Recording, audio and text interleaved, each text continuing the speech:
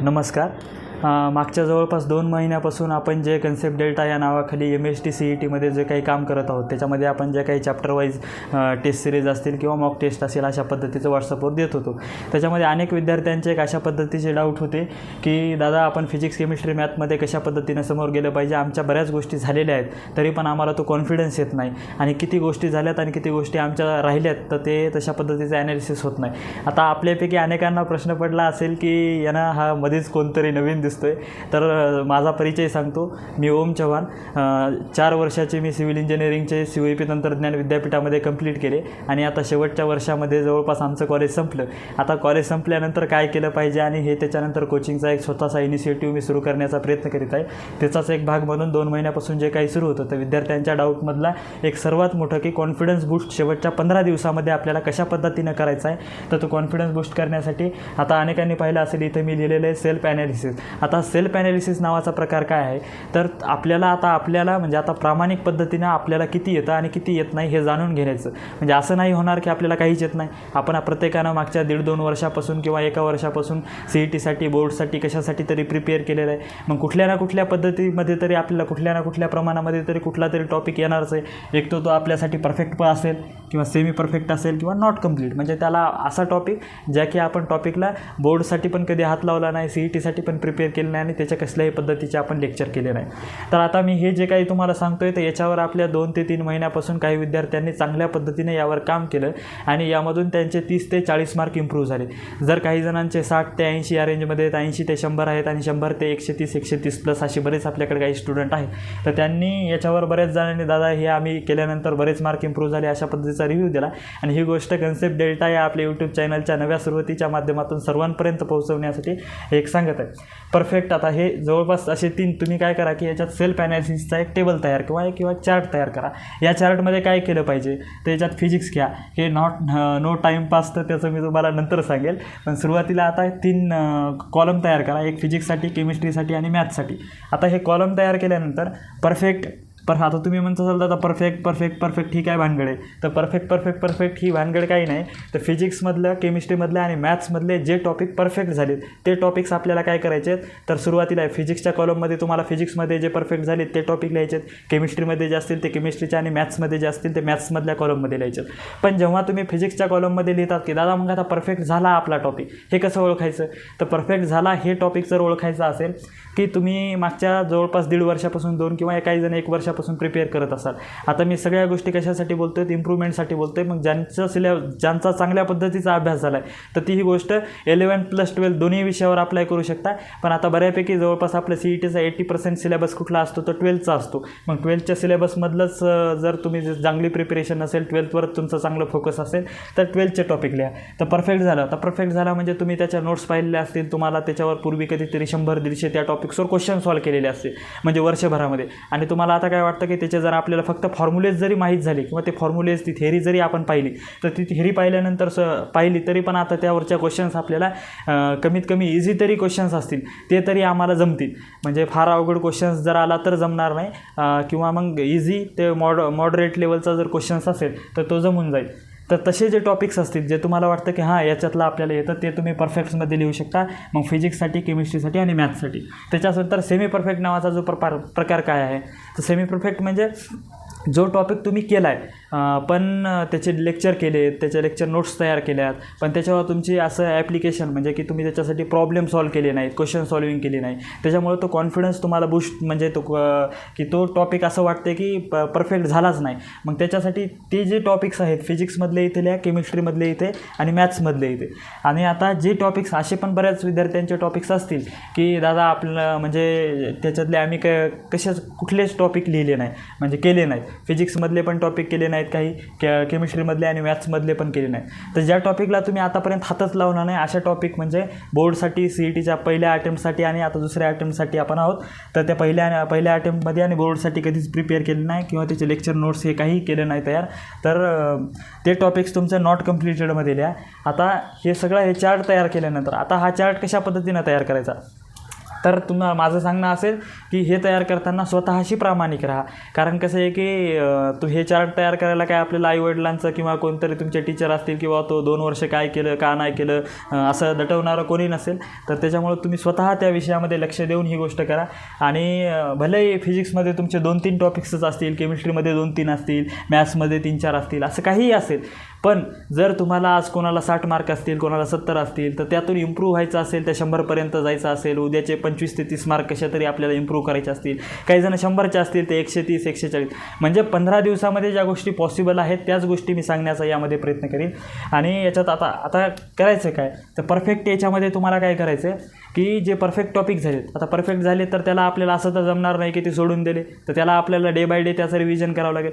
मग रिव्हिजन करावं लागेल, तर हे रिव्हिजन कशा पद्धतीचं करायचं, तुमच्याजवळ ऑलरेडी ते परफेक्ट कशामुळे आहे तुमचा टॉपिक, तुमच्याजवळ त्याच्या नोट्स आहेत, तुम्ही त्याचे लेक्चर केलेले होते, तुम्ही त्याचे काही ना काही प्रमाणात मागच्या वर्षभरामध्ये त्याचे काय म्हणतात क्वेश्चन्स केले होते. मग हे सगळं केलेलं असताना मग तुमच्याजवळ त्याच्या नोट्स आहेत ना, मग त्या नोट्समध्ये तुम्ही काय करा की त्या टॉपिक्सचे जे काही फॉर्म्युलाज आहेत, जे काही छोटे छोटे कन्सेप्ट आहेत, ते फक्त एका सिंगल पेपरमध्ये म्हणजे काही फ्रंटमध्येच बसतील, काही बॅक टू बॅकमध्ये बसतील, अशा पद्धतीचं तयार करा. आता समजा फिजिक्समध्ये तुमचं किती आहे की तुमचे 5 टॉपिक्स असे आहेत की जे परफेक्ट झालेले आहेत किंवा 3 झालेले आहेत, तर त्याचे काही 3 जर टॉपिक असतील तर त्याचं काही 3 पेजेसमध्ये जवळपास तुमचं हे होऊन जाईल, शॉर्ट नोट्स तयार होतील. त्याच्यामध्ये काय लिहायचे, तर त्याच्यामध्ये फक्त फॉर्म्युलेज लिहायचे आणि काही एखादा कन्सेप्ट किंवा एखादी डायग्राम असेल तर ती डायग्राम त्याच्यात तुम्ही तयार करू शकता.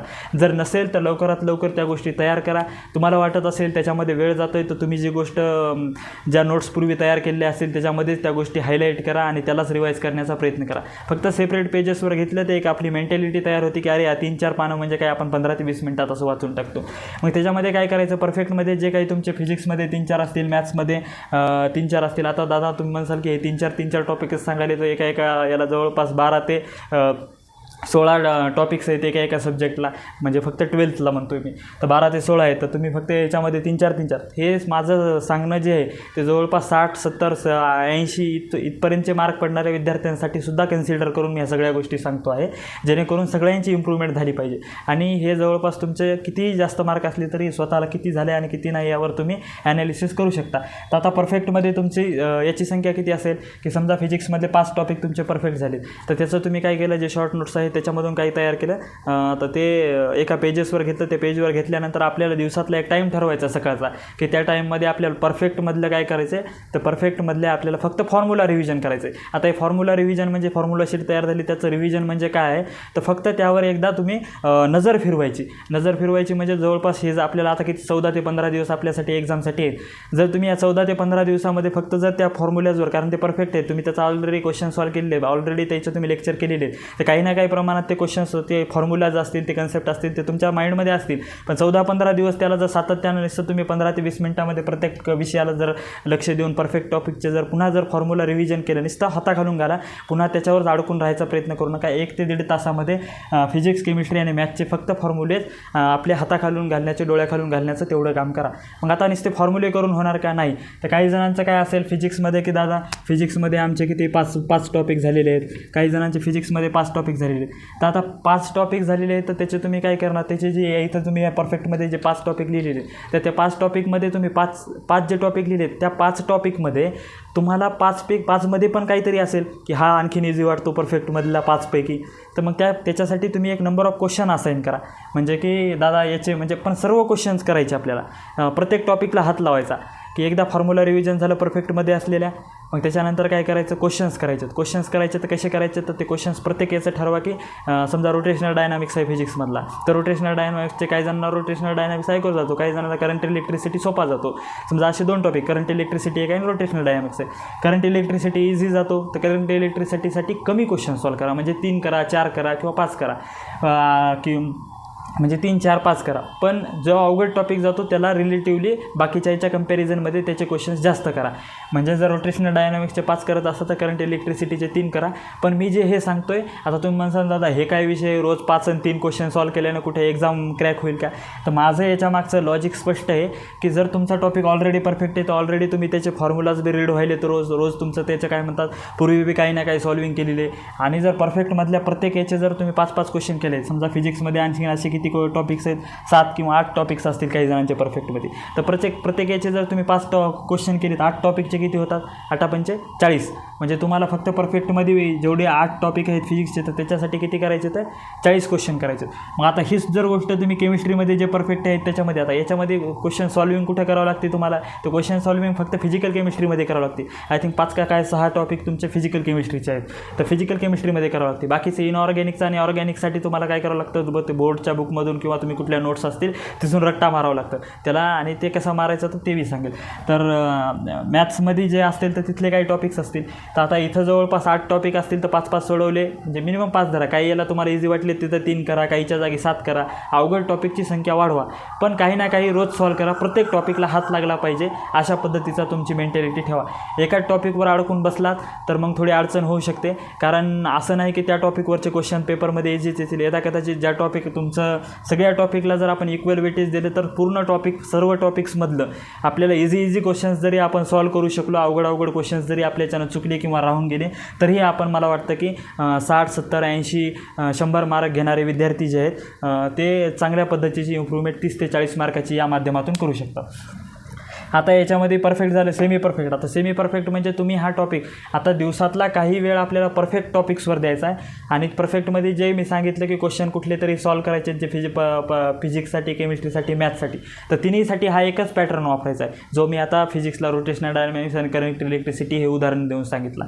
तोच आता याच्यामध्ये काय करा, सेमी परफेक्ट. आता सेमी परफेक्टमध्ये काय असेल की असे टॉपिक्स असतील की ज्या टॉपिक्समध्ये काय की आपल्याला ओळख आहे, त्याचं काही ना काही तुम्ही प्रिपेअर केलेलं आहे आणि ते तुम्हाला आता आठवत नाही, म्हणजे परफेक्ट वाटत नाही, कॉन्फिडन्स येत नाही. तर याच्यासाठी तुम्ही आता हे कॉन्फिडन्स कसा तयार करायचा, तुमच्याजवळ ऑलरेडी सेमी परफेक्ट आहे म्हणजे पूर्वी सांगितलं तशा पद्धतीने तुमच्याजवळ नोट्स असेल तर ती नोट्स काढा. त्या नोट्समधून सगळं लाईन बाय लाईन पूर्ण कन्सेप्ट हे सगळं समजून घ्या.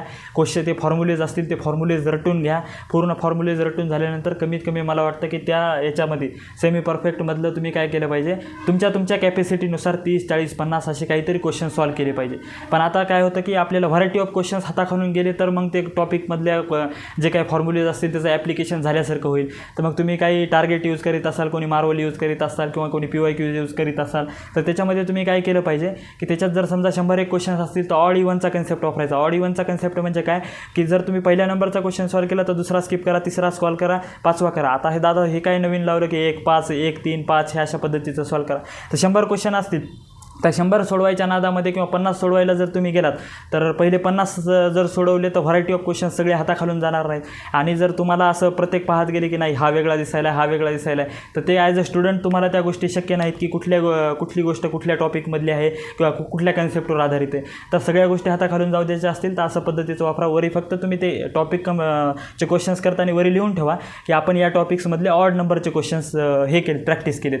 आणि मग त्या टॉपिक्सचे जर एकदा नोट्स पाहून झाली, एकदा त्या टॉपिक्सचं तुमचं काय झालं की क्वेश्चन सॉल्व करणं झाले, जे मी काय सांगितले 30, 40, 50 तुमच्याच्यानं जितके पॉसिबल होतात तितके तुम्ही एक काहीतरी आकडा तुमच्या कॅपॅसिटीनुसार ठरवा, तेवढे क्वेश्चन सॉल्व झाले. ते क्वेश्चन्स कसे सॉल्व करायचे तर ऑड इव्हन कुठले तरी ऑड पकडले 1, 3, 5, 7 अशा पद्धतीचे सॉल्व करा. आणि मग इव्हन कधी सॉल्व करायचे ते इव्हन त्याच्यानंतर सॉल्व करायचे. त्याच्यानंतर म्हणजे तो टॉपिक परफेक्टमध्ये गेला की मग त्याचे इव्हन नंबरचे क्वेश्चन, समजा आपण जे इथं परफेक्टमध्ये गेल्यानंतर जी स्ट्रॅटेजी सांगितली होती की 5 किंवा रिलेटिव्ह तुमच्या जर करंट इलेक्ट्रिसिटी तुमच्यासाठी इझी वाटला तर त्याच्यावर कमी करा, रोटेशनल डायनामिक्स तुम्हाला हार्ड वाटला त्याच्यावर जास्त करा. म्हणजे तर करंट इलेक्ट्रिसिटी इझी वाटला तर तुम्ही त्याच्यावर 3 करत असाल तर रोटेशनल डायनामिक्स त्याच्यापेक्षा फार हार्ड वाटला तर त्याच्यावर 5 करा. असं जे काही तुम्ही नंबर ऑफ क्वेश्चन्स त्या टॉपिकसाठी असाईन करणार की मी या टॉपिकसाठी रोज तितके क्वेश्चन सॉल्व करेल. आता ते क्वेश्चन्सची संख्या हळूहळू काय होईल, जसे जसे दिवशी 5 दिवस, 7 दिवस, 8 दिवस होतील तर तुम्ही रोटेशनल डायनामिक्सचे 5 क्वेश्चन जर रोज सॉल्व करता 8 दिवस झाले, 8×5 40 क्वेश्चन झाले. तुम्हाला वाटलं की रोटेशनल डायनामिक्सचे आता क्वेश्चन्स एका फ्लोमध्ये व्हायला लागलेत आपल्याच्यानं, ते फॉर्म्युलेज आपल्याला त्याचं ॲप्लिकेशन यायला लागले. कारण 8 दिवसामध्ये तुम्ही काय करता की सुरुवातीला आपण सांगितलं तसे त्याचे नोट्स पण रिवाईज करायले, त्याच्यामुळे त्या गोष्टी आणखीन फास्ट व्हायला लागतील. नोट्स पण हळूहळू फास्ट तुमच्या समजायला लागतील. तर आता आपलं टार्गेट काय आहे की याच्यामधलं काय करायचं आहे आपल्याला, सेमी परफेक्टमधून ते सगळे टॉपिक परफेक्टमध्ये घेऊन जायचे आणि परफेक्टमध्ये त्याला एक काय म्हणतात रिवाईज करायचं आहे, त्याचे फॉर्म्युलेज फक्त डोळ्याखालून घालायचे आणि बाकीच्या क्वेश्चनसाठी जे काही आपण म्हणजे टॉपिकसाठी नंबर असाईन करायला होतं जे की आपल्याला डेली ते सॉल्व करायचे. तर डेली सॉल्व केल्यामुळे प्रत्येक टॉपिकला आपल्याला रोज हात लागायला. आणि परफेक्ट आता इथं कसं आहे, सेमी परफेक्टसाठी नंबर ऑफ क्वेश्चन्स बी कमी आहेत आणि आपल्या जो ऑलरेडी झालेलं आहे त्याच्यामुळे त्याचे फॉर्म्युलेज आहेत हे सगळं फास्ट होईल. पण याच्यात जर नंबर टॉपिकची संख्या जर या फिजिक्स इम्परफेक्ट सेक्शनमध्ये जर जास्त असेल तर त्याला वेळ जास्त जाईल, पण ठीक आहे, त्याला वेळ गेला तरी बी मग जे काही सेमी परफेक्टमध्ये येतात, आता सेमी परफेक्टसाठी तुम्हाला वेळ त्या स्पेशल टॉपिकवर जास्त द्यावा लागेल. इथं त्या टॉपिकवर समजा रोटेशनल डायनामिक्सवर फार कमी वेळ लागेल, कारण त्याचे काय 7 क्वेश्चन 5 क्वेश्चन तुम्ही ठरवले त्या पद्धतीने सॉल्व करायचे आहेत, आणि त्याचं काय पूर्वी काय आहे ते समजा आपण 1.5 तासामध्ये जे म्हणतं की फॉर्म्युलाज हे सगळे फक्त डोळ्याखालून करायचे ते.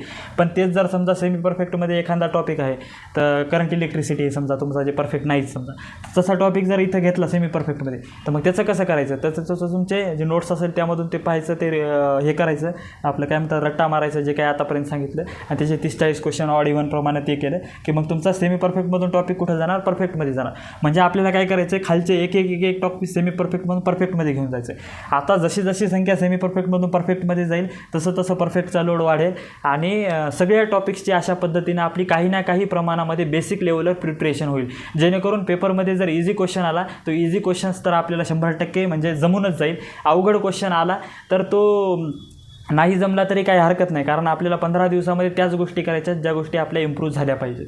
तर आता नॉट कम्प्लीट म्हणजे ज्या टॉपिकला तुम्ही कधीच हात लावला नाही असे टॉपिक, याच्यासाठी काय केलं पाहिजे, तर याच्यासाठी एकच करा की हे जर सेमी परफेक्ट नावाचं जे सेक्शन आहे ते जर तुमचं कंप्लीट झालं की मग ते कंप्लीटच करा, आणि त्याच्यानंतर नॉट कंप्लीट जे काही तुमचे 2, 3, 4 असले काही जे काही टॉपिक्स असतील त्याच्यासाठी तुम्ही जे काही यूट्यूबवरून एखादे चांगले शिक्षक पाहिलेले असतात त्या शिक्षकांच्या माध्यमातून तुम्ही काय करत असाल त्याचं 1 शॉट हे असलं काही पाहत असाल तर तुम्हाला जे काही चांगले शिक्षक वाटतात त्यांच्याकडे जाऊन 1 शॉट पहा व्हिडिओ. म्हणजे फिजिक्ससाठी तुम्ही मॅथमध्ये जर फिजिकल केमिस्ट्रीचं असेल तर त्यात बी पाहू शकता, आणि मॅथ्समध्ये पण पाहू शकता समजा. आणि त्याच्यातले जे काही फक्त त्यात यामध्ये आपल्याला इतकंच लक्ष द्यायचं की याच्यातले फक्त फॉर्म्युला बेस क्वेश्चनच आपण करायचे, कारण इथं काही जणांची नॉट कम्प्लीटमध्ये बरीच संख्या जास्त असू शकते ज्यांना मार्क कमी पडायलेत त्यांची. तर मग त्यांनी काय केलं पाहिजे की त्याचे जे काही हे आहेत समजा फॉर्म्युलाज आहेत, आणि पेपरमध्ये आल्यानंतर मग आपल्याला हे करायचं की नॉट कम्प्लीटवरचा आपल्याला जर इझी फॉर्म्युला आहे आणि फॉर्म्युला अप्लाय करायचा आणि ते एक्स्ट्रॅक्ट क्वेश्चनमधून व्हॅल्यूज करायच्या आणि फॉर्म्युलेट पुट करायचं आणि आन्सर फाइंड करायचं, तशा पद्धतीचे क्वेश्चन्स जरी आपल्याला नॉट कम्प्लीट भागातून जमले तर ते आपल्यासाठी बेटर राहील, ते आपल्यासाठी मार्क इम्प्रूव्ह करणार राहील. अशा पद्धतीने फिजिक्स केमिस्ट्री आणि मॅथ प्रत्येक टॉपिकला जर इक्वल आपण जर वेटेज देऊ शकलो तर प्रत्येक टॉपिकमध्ये काही ना काही, कारण जवळपास तुम्ही घेतलं तर 16 टॉपिक्स तुमचे फिजिक्समध्ये आहेत, 16 टॉपिक्स आहेत. आता कारण अनेक जण मला रोज म्हणतात की दादा मला फिजिक्समधलं इम्पॉर्टंट सांगा, केमिस्ट्रीमधलं इम्पॉर्टंट सांगा, मॅथमधलं इम्पॉर्टंट सांगा. पण ते कसं आहे की फिजिक्स केमिस्ट्री मॅथमधलं इम्पॉर्टंट सांगण्यात मला वाटत नाही त्याच्यामध्ये काही असा जास्त अर्थ आहे. जसं सिलेबसमध्ये ज्या पद्धतीचं वेटेज आहे तसं CETमध्ये वेटेज आहे. जसे 16 टॉपिक्स आहेत फिजिक्समध्ये तर 40 क्वेश्चन्स तुमचे याच्यावरून येणार आहेत, कशामध्ये 12थमधून. तर प्रत्येक टॉपिकवर 2 नाही तर 3 क्वेश्चन्स येणारच आहेत. तर आपल्याला त्या 2-3 प्रत्येक टॉपिकसून क्वेश्चन येणार आहेत, त्यातले इझी जरी क्वेश्चन्स जर चांगल्या पद्धतीचे आपले सॉल्व्ह होऊ शकले आणि ज्यांची प्रिपरेशन चांगली असेल अशा पद्धतीने जरी चालत राहिलं तर तुमचे 3ला 3 बी होतील. पण माझा सांगण्याचा उद्देश की काही ना काही प्रमाणात तुमची इम्प्रूव्हमेंट अशा पद्धतीने गेलात, सेल्फ ॲनालिसिस केलात, स्वतःशी प्रामाणिक राहिलात तर 100% ती शक्य आहे. आणि अशा पद्धतीनं जर तुम्ही केला, आता हे दादा की सगळं झालं की इथपर्यंत, आता हे नो टाईमपास नावाचा काय प्रकार आहे. आता हा यूट्यूबला व्हिडिओ, हा यूट्यूबचा व्हिडिओ पाहिल्यानंतर तुम्ही काय करसाल की लगेच शॉर्टवर जासाल आणि शॉर्ट पाहत बसाल. माझं सजेशन असेल की कुठलीही गोष्ट तुम्हाला समजून घ्यायची असेल तर तिला वेळ द्यावा लागतो. शॉर्टकट कुठल्या यशाला शॉर्टकट नसतो, यशाचा हा लॉंगकटच असतो. माणसं कशी चांगली तयार होतात तर ती संघर्षातून तयार होतात. हा आपला संघर्षाचा काळ आहे, अभ्यासाचा काळ आहे. आणि सर्वांना सांगतो की अनेकांना याच्यामध्ये हे होत असेल काय की आता परीक्षेची भीती वाटते, आणि परीक्षेची भीती वाटलं की मग तुम्ही काय करणार की तुम्हाला एक वाटणार की आता ड्रॉप घेतला पाहिजे. सगळ्यांनी जर ड्रॉप घ्यायचं तुमच्या मनामध्ये असेल तर ते आधी काढून टाकलं पाहिजे. तर का काढून टाकलं पाहिजे, ड्रॉप घ्यायचं आहे का नाही. 15 दिवस तुमचे जे काही तुमच्या हातामध्ये आहेत त्या परीक्षेच्या जे काही तुमचे 10 तारखेपासून 16पर्यंत आहे, ज्या दिवशी तुमचा पेपर असेल त्या पेपरच्या शेवटच्या क्षणापर्यंत लढायची आपण ताकद ठेवली पाहिजे, जेणेकरून 15 दिवस कमीत कमी चांगल्या कारणाला तरी लागतील, चांगल्या कामाला तरी लागतील. त्या परीक्षेच्या प्रेशरमध्ये काही ना काही प्रमाणात तुमचा चांगला अभ्यास होईल. पण ड्रॉप घ्यायचा विचार केला तर हे 15 दिवस पण निघून जातील. पुन्हा मग ॲडमिशनची प्रोसेस इकडले तिकडले असेच मी जे काही व्हिडिओ तयार करतो तसे अनेक जण व्हिडिओ तयार करतात, तशा पद्धतीचे व्हिडिओ पाहण्यातच सगळा वेळ निघून जाईल. त्याच्यामुळे थोडं थोडं या गोष्टीची काळजी राहू द्यात. काही गोष्टी मनामध्ये असतील तर त्या टाळण्याचा प्रयत्न करा. आणि शेवटचं सांगायचं की तुम्हाला जर चॅप्टर वाईज मॉक टेस्ट द्यायच्या असतील तर त्या फार बेसिक लेवलवर आहेत टॉपिक, म्हणजे त्या इझी आहेत आपल्या वेबसाईटला ज्या आहेत त्या. आणि बाकी तुमचं फुल लेंथ मॉक टेस्ट पण 3 आपल्या वेबसाईटला अवेलेबल आहेत. आणि बाकी जर तुम्हाला आणखीन माझा प्रयत्न असेल की आणखीन 5-7 तरी आणखीन फुल लेंथ मॉक टेस्ट देण्याचा मी प्रयत्न करेन. या फुल लेंथ मॉक टेस्ट हे सर्व जर काही पाहिजे असेल तर त्याची लिंक मी जशा मॉक टेस्ट अपलोड केल्या तशी त्या वेबसाईटची लिंक आणि जी काही प्रोसिजर आहे कशा पद्धतीने द्यायचं तर ते आपल्या ग्रुपला टाकतो. व्हॉट्सअप ग्रुपची लिंक मी तर खाली डिस्क्रिप्शनमध्ये देतो, त्याच्यावर क्लिक करून तुम्ही व्हॉट्सअप ग्रुपला जॉईन होऊ शकता. आणि राहिला विषय की येणाऱ्या काळामध्ये आपल्याला जे काही समजा तुम्हाला ॲडमिशन रिलेटेड माहिती पाहिजे असेल किंवा कॉलेजेस रिलेटेड माहिती पाहिजे असेल तर ती सर्व माहिती पुरवण्याचं काम मी आपल्याला या आपल्या यूट्यूब चॅनलच्या माध्यमातून देण्याचा पूर्ण प्रयत्न करेन. आणि जवळपास जर तुम्हाला अनेकांना जर काही पर्सनल जर काही विचारायचं असेल, काही करायचं असेल तर मला तुम्ही मॅसेज जरी टाकलात, ग्रुपला जॉईन झाल्यानंतर ग्रुपचा ॲडमिन मीच आहे, तर त्यावर तुम्ही जर मला पर्सनली मॅसेज केलात काही ज्या तुमच्या अडचणी असतील त्याही, कारण असं काही माझ्याकडे असं सध्या तरी मोठ्या प्रमाणात असे काही 4-5 हजार स्टुडंट नाहीत. आपल्याकडे सध्या हजारो स्टुडंट आहेत सगळे ग्रुपमध्ये. तर एकच ग्रुप आपला व्हॉट्सअपचा भरलेला आहे. तर त्याच्यामुळे त्याच्यातले सर्वच जण काही क्वेश्चन विचारत नाहीत. तर बरेच विद्यार्थी ज्याचे जे काही पर्सनल डाऊट्स असतात काय असतात ते विचारतात. तर जसं का काही प्रिपरेशन रिलेटेड तुम्हाला गायडन्सच्या रिलेटेड विचारायचं असेल तर तिथं तुम्ही मेसेज करू शकता. बाकी जे काही इतर विषय आपल्याला मी आता बराच व्हिडिओ जवळपास मोठा झालेला आहे, तर जर काही प्रिपरेशनच्या रिलेटेड विचारायचं असेल तर तेच आहे. कॉलेजच्या लाईफ रिलेटेड आणि बरंच काही जे काही आहे पुस्तकाच्या पलीकडनं सांगण्याचं कामसुद्धा मी या यूट्यूबच्या माध्यमातून ॲज अ तुमचा दादा, तुमचा एक वयानं मी काही जास्त नाहीच, इंजिनिअरिंगच्या 4थ्या वर्षामध्येच आहे आणि झालं आता आमचं कॉलेज संपलं. तर कॉलेज रिलेटेड बरंच काही चांगलं येणाऱ्या काळामध्ये बोलू. आपली साथ आणि सोबत कायम माझ्यासोबत असेल एवढीच मी आशा व्यक्त करतो आणि थांबतो. धन्यवाद.